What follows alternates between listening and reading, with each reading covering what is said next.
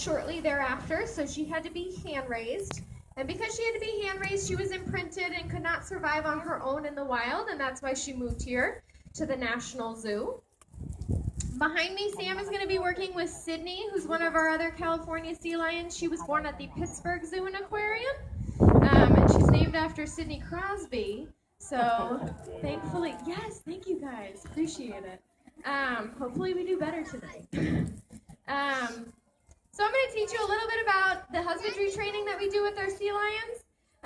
Husbandry is basically a fancy way of saying animal health care, and we want these guys to participate in their own health care so that it's not stressful when they need exams or anything like that. So the first thing I'm going to show you guys is Callie's teeth. They're actually black, and her teeth are coated with a natural bacteria, good Callie, that helps them digest their food because you can watch she swallows her fish whole.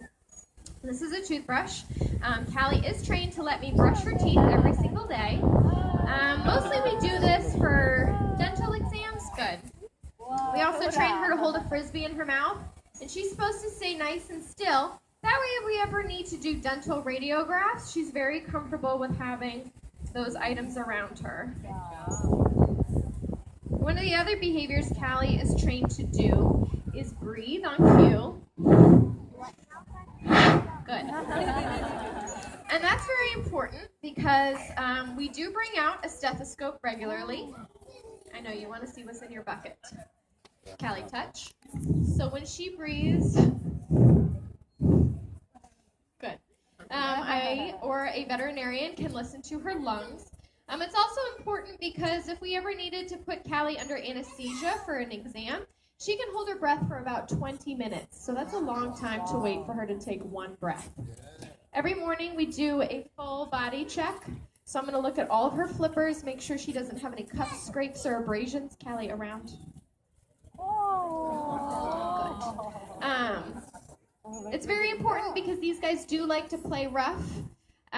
These guys do have annual exams, just like you and I do. So if Callie ever needed to get a vaccination, it would be in this fatty area at the back of her hips. And if we ever needed to do blood work on her, the easiest place to access a vein on a sea lion is right here at her rear flippers. So Callie's job right now is to stay calm and still while I poke around, and she's doing a great job. So you'll notice that I keep asking Callie for behaviors. She is a wild animal, even though she was hand-reared because she was rescued. I can only ask her to do certain things. I can't force her to do anything that she doesn't want to do. We do a lot of positive reinforcement training here, so she gets rewarded for doing the correct behavior. She's never punished. She's never told no. We just move on or try something else. So I keep asking her for a round, and she keeps ignoring me. How about a spin? Good.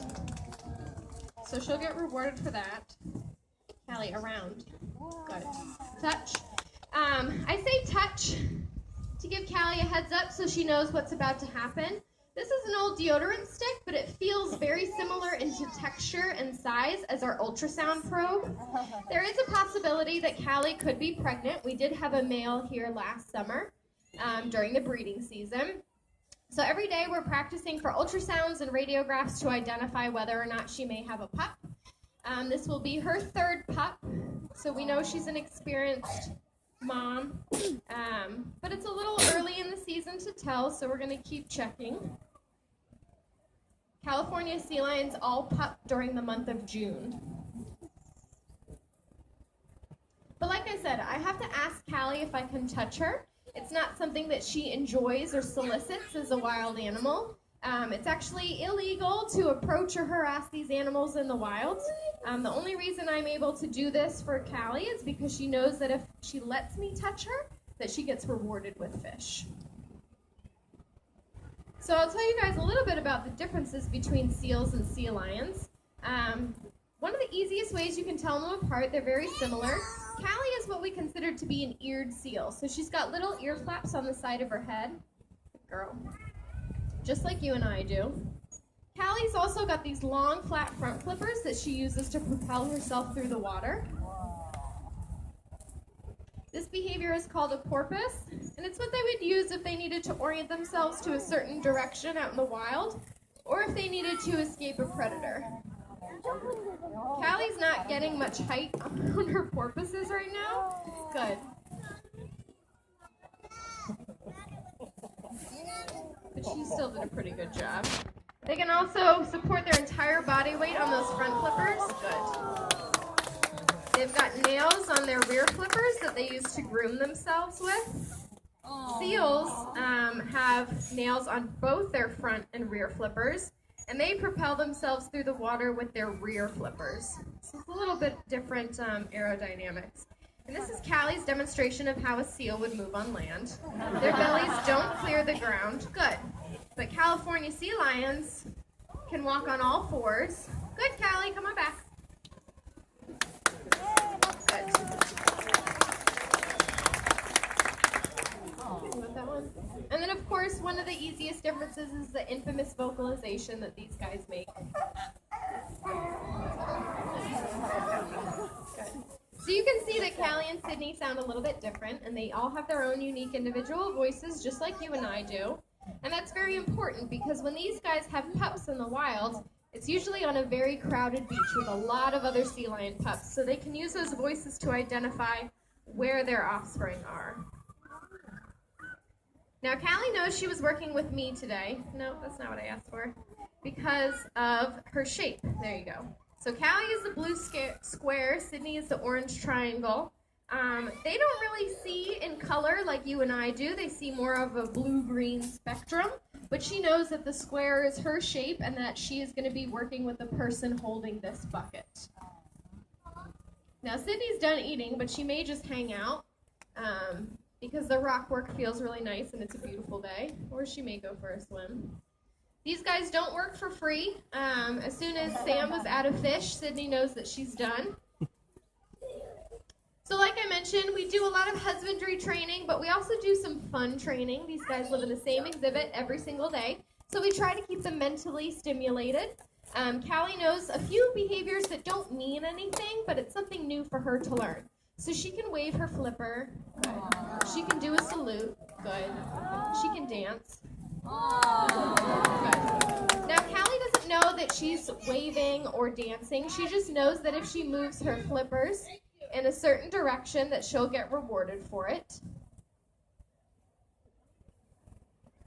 We also train these animals to do retrievals. It's very important for them to bring back objects that don't belong in the pool. Unfortunately, we get a lot of things tossed in. We get coins, kids' shoes, cell phones, and this is not a wishing well. So we train Callie to retrieve things that don't belong here. So that way, if anything hazardous falls into their pool, they know that they shouldn't eat it, ingest it, or play with it. If they bring it back to us, they get heavily rewarded. Would you bring me a leaf? Oh, okay, that's fine. A leaf technically doesn't belong in the pool, but because it was such a small item, she's going to get a small reinforcement for it. So we ask that you guys make sure all your trash and recycling ends up in the proper containers, and not in any of our exhibits or any of these guys' natural habitats out in the wild. Sorry, I dropped that one. So, these are Callie's last two fish here, and then I'm going to give her the all done cue. She might hang around, make sure the bucket's actually empty, because she loves to eat. Callie, you're all done. There you go. So if you guys have any questions, feel free to come up and ask me. Otherwise, enjoy the rest of your day, and thank you for visiting.